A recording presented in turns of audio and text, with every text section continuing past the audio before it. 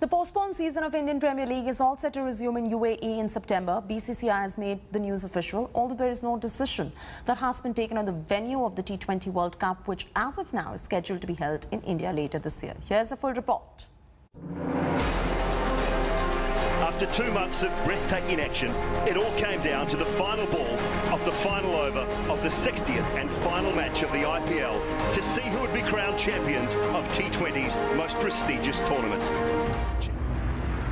Having burnt their fingers once, the BCCI has officially moved the postponed IPL to UAE.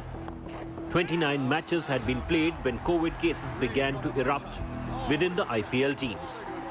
The BCCI was left with no other option but to put the tournament on hold and got into a huddle. However, the BCCI has now finalized UAE as the destination to complete the remainder of the season, in which 31 matches are still to be played. The window that has been agreed upon is between September 18th and October 10th, and the officials from BCCI and IPL Governing Council are heading to the UAE to formalize the plan. The BCCI insists that it's not COVID, but the weather in September that prompted it to shift the IPL to UAE. Good shot. Good shot. But the real reason may be the other way around. The big question, however, still remains if the T20 World Cup, scheduled to be held in India in October and November, will also be moved out. The board is ready to exhaust all possible options before it finally gives up on hosting the marquee event in India.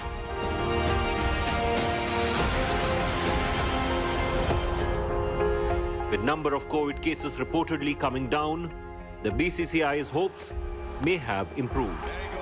But would it want to take the same risk it took earlier this year with the IPL and become a subject of ridicule? The ICC would also want to get a clear picture at the earliest if the tournament does move out of India, with UAE being the alternate venue for the T20 World Cup. It's down the throat. Cummins will take it. Number 9. With Rahul Rawat in Delhi, Sports Bureau, India Today. Also hooker.